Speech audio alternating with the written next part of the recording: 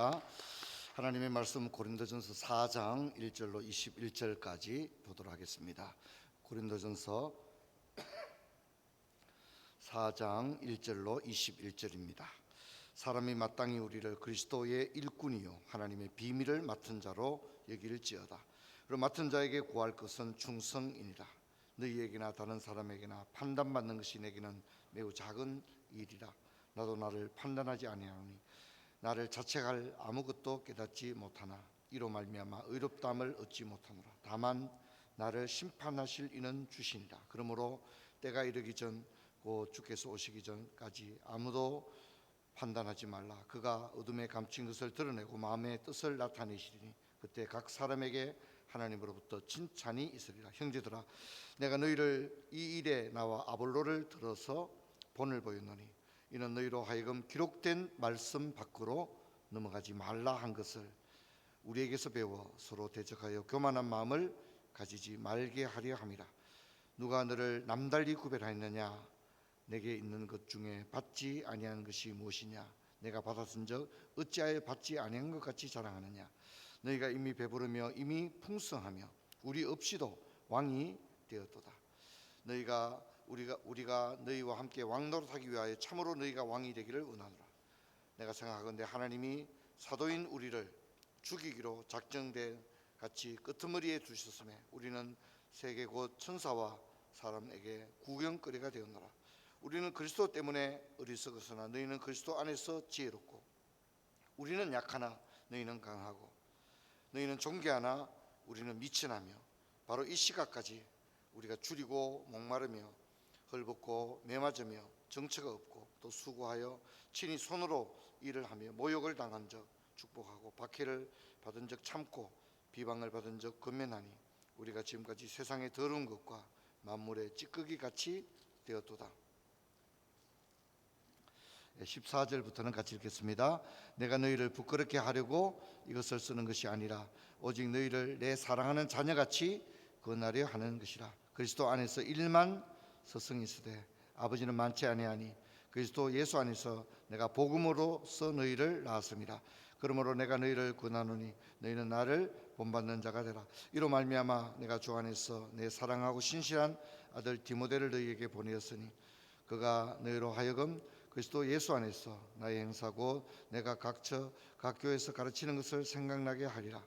어떤 이들은 내가 너희에게 나가지 아니할 것 같이 스스로 교만하여 줬으나 주께서 허락하시면 내가 너희에게 속히 나아가서 교만한 자들의 말이 아니라 오직 그 능력을 알아보겠으니 하나님의 나라는 말에 있지 아니하고 오직 능력에 있습니다.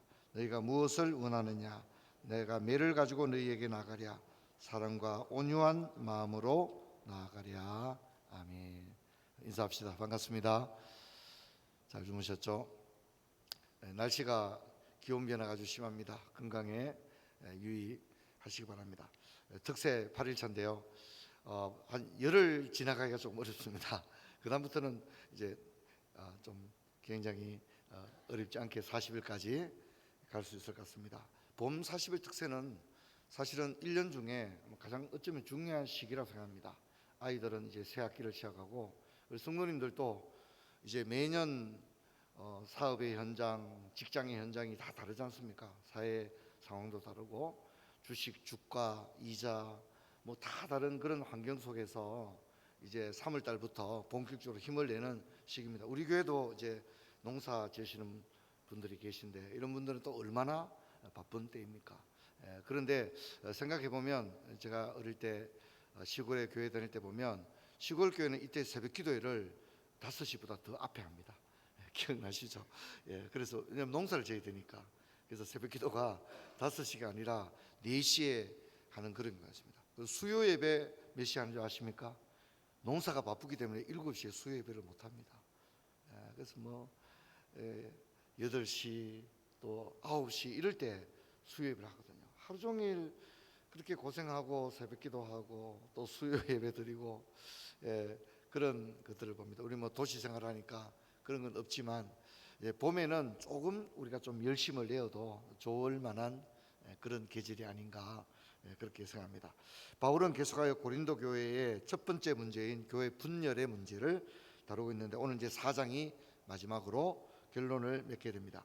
고린도교의 분열을 보게 되면 이제 시기와 분쟁이 있는 겁니다. 그냥 이 뭐 단순히 바울파 개바파가 있는 게 아니라 시기와 분쟁이 교회 안에 가득 찬 겁니다. 같은 교회인데 같은 성도들인데 서로 이제 편을 나누는 겁니다. 그리고 이제 보니까 서로 자랑합니다. 야, 우리 아볼로파는 이렇다, 우리 개바파는 이렇다, 서로 자랑하고 또 교만한 겁니다. 이제 고린도 교회는 은퇴자들이 많이 살았던 도시로 알려져 있습니다. 고린도가 로마의 퇴역 군인들이 이제 주로 살았다 이렇게 알려져 있거든요. 그리고 이제 항구 도시였고 선원들이 많이 살았기 때문에 나는 배 타고 대서양을 건너갔다 왔다, 뭐 이제 이런 그 신화와도 같은 자기 자랑 이런 것들이 있는 거죠.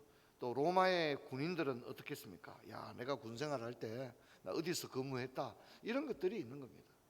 그러나 영적으로는 어린아이였습니다. 육에 속한 사람들. 우리 교회 예배 드리는데 육군 출신들은 또 5층에서 밥 먹고 또 해군 출신들은 또 어디서 밥 먹고 이러면 얼마나 우스꽝스럽겠습니까? 교회가 무슨 군대도 아니고 서로 나누어서 한다면 얼마나 우스꽝. 이게 고린도의 모습. 그래서 바울은 이런 고린도 성도들의 모습을 어린아이다, 그리고 육에 속한 몸은 교회에 와 있는데 사실은 세상 사람과 다를 바가 없다, 이렇게 이야기를 했습니다. 그러면서 이제 우리 어제 어떻게 살펴봤습니까? 나는 심었고 아볼로는 물을 주었고 하나님은 자라게 하셨다. 심는 자와 물 주는 이는 그걸 주목해서는 안 된다. 자라게 하시는 하나님을 주목해야 되고, 나나 베드로나 아볼로는 우리 모두가 사역자들이고 동력자들이다. 그리고 너희들은 아볼로파 개바파가 아니라 하나님의 밭이요 하나님의 성전이다. 동일한 성령을 가지고 있다, 이렇게 했는데 우리가 언제나 신앙생활 하는 동안에 이것을 잊지 않게 되기를 바랍니다. 자, 오늘 이제 4장에 들어오면 고린도 교회 분열의 문제에 대해 마지막 교훈이 주어지고 있는데, 바울은 사역자들을 바울이 좋냐 아볼로가 좋냐 베드로가 좋냐 그렇게 하면 이제 그런 얘기죠. 사역자들은 경쟁의 대상이 아니다. 경쟁의 대상이 아니라 또 판단의 대상이 아니다. 이렇게. 근데 여기 이제 판단의 대상이 아니다라고 했는데 누가 판단을 받았다는 겁니까? 바울이 판단을 받았다는 겁니다. 이제 여기서 이제 바울의 핸디캡이 나오는데 그게 뭐냐면 바울이 말을 심히 더듬었다는 것입니다. 그런데 아볼로는 어떻습니까? 탁월한 언변을 가졌습니다. 아볼로의 설교와 바울의 설교를 보면 바울은 말을 심히 더듬었기 때문에 사람들이 이제 바울 보고 자꾸 말하는 겁니다. 편지는 진짜 잘 쓰는데 지식은 있어 보이는데 말을 왜 저래 더듬나, 이제 이런 얘기를 합니다. 저는 이제 목회자로서 좀 여러 가지 핸디캡이 이제 사투리를 조금 쓰는 것, 그리고 제가 찬양을 잘 못합니다. 박자 복잡한 건 진짜 아예 안 부릅니다. 근데 한 번씩 이렇게 부를 때는 제가 목양실에서 거의 한 10번 20번 부르고 내려와서 부른다는 것을 성도님들께서 좀 생각해 주시면 좋겠습니다. 제가 여기서 부르는 거는 목양실에서 틀어놓고 수없이 부르고 그렇게 해서 합니다. 또 이제 처음 부르는 찬송을 부를 때는 예배 전에 반주자하고 미리 맞춰보고 제가 올라가는 경우가 그래도 틀릴 때가 많거든요. 자, 어쨌든 바울은 말을 더듬는 것 때문에 이렇게 고린도 성도들의 판단을 받았다는 것입니다. 자, 그리고 이제 사역자들의 자세는 맡은 자에게 구할 것은 충성이다, 이제 이렇게 정의를 하고 있습니다. 그러면서 이제 오늘 뭐라고 말합니까? 그러면 이 사역자들 아볼로와 게바와 사도 바울을 바라보는 이 교회 구성원들 성도들은 이 사역자들을, 교회 지도자들을 어떻게 바라보면 좋으냐? 야, 나는 바울이 좋으니까 나는 바울파, 나는 아볼로에게 세례받았으니까 나는 아볼로파야, 나는 베드로가 좋더라, 나는 베드로파. 그래서는 안 되는 거죠. 그럼 어떻게 해야 되느냐? 기록된 말씀을 넘어가지 마라는 것입니다. 기록된 말씀은 뭐냐면 성경의 교훈대로 해야 된다는 건데, 앞에서 바울이 고린도 성도들에게 무엇을 너희들이 알지 못한다고 했죠? 십자가를 알지 못한다. 그래서 바울은 나는 십자가 외에는 아무것도 알지 않기로 작정했다, 이렇게. 그래서 기록된 말씀이라는 게 뭐냐면 이 십자가를 말하는 건데, 즉 종의 리더십, 서번트 리더십을 말하는 것입니다. 서번트 리더십을 이야기합니다. 교회의 모든 사역자들과 성도들은 섬기는 자가 되어야 됩니다. 주님께서 제자들의 발을 씻겨주면서 내가 몸을 보였노니 너희도 서로 발을 씻기는 것이 옳으니라. 서로 발을 씻겨라. 우리는 서로에게 종이 되어야 됩니다. 할렐루야. 서로에게 종이 되십시오. 서로에게 종이 되십시오. 그런 마음을 가져야 합니다. 바울이 이제 그 얘기를 하고 있습니다. 그러면서 이제 바울은 이제 사역자들의 모습, 자기들이 지금 어떤 상황에 처해 있는지를 성도들에게 말하는데, 바울을 비롯한 디모데, 실라, 아볼로, 베드로 이런 모든 사역자들이 어떻습니까? 하나님이 사도인 우리를 죽이기로 작정된 자같이 끄트머리에 두셨다. 사도로 해서 하나님 높여주고 그런 게 아니라 늘 감옥에 갇히고, 고린도 성도들한테 설교 왜 저래 못하나, 말을 왜 저래 더듬나, 우리 목사님은 왜 찬양을 저렇게 못하나, 온갖 이야기를 듣는다는 겁니다. 그리고 사람들과 천사들의 구경거리가 되었다, 그렇게 얘기합니다. 또 미천하고 줄이고 목마르며 매맞으며 정처 없는 우리의 모습이다. 그리고 세상의 더러운 것과 만물의 찌꺼기 같이 되었다, 그렇게 이야기를 하고 있습니다. 어느 교회에서 이제 목사님이 이제 은퇴하시고 후임자를 뽑는데, 이제 후임자가 공동회의를 한 3번 했는데 다 안 된 거예요. 그래서 이제 대구에 있는 분들이, 진짜 큰 교회인데 어떻게 담임 목사님을 지금 몇 년째 못 모시고 있는데, 이제 그러니까 그럼 어떻게 하냐 보니까 그 전에 있는 목사님은 이제 이 사회성이 부족했다는 거죠. 장로님들하고 밥도 잘 안 먹고, 뭐 목사님하고 밥 먹은 사람 아무도 없고, 목사님 그냥 목양실에 딱 앉아서 설교 준비만 하고, 설교 딱 하고는 그냥 목양실에 딱 가버리고, 신방도 거의 부모사님들에 맡기고, 이제 마지막에 은퇴할 때 장로님들이, 목사님 그래도 우리하고 밥이라도 한 그릇 먹죠. 아, 내가 요즘 바빠서. 끝내 밥을 안 먹고 은퇴하셨다는 거예요. 그 다음에 후임 담임 목사님 뽑는데, 장로님들이 후임 오시는 목사님 기준을 공부 열심히 하고 설교 잘하는 목사님을 생각하겠어, 뭘 생각하겠어요? 그런 얘기 했다는 겁니다. 우리는 목사님 사회성만 본다. 그런 얘기를 했다는 거예요. 그래서 어느 교회, 대구에 또 어느 교회 후임 목사님을 뽑는데, 이 목사님이 너무 설교도 잘하고 다 좋은데 키가 너무 작은 거예요. 그 성도들이 막 온갖 얘기를 한다는 거예요. 사진 잘 안 나온다. 사진 잘 안 나온다. 같이 찍으면 사진이 잘 안 나온다부터 해서 강대상 바꿔야 된다.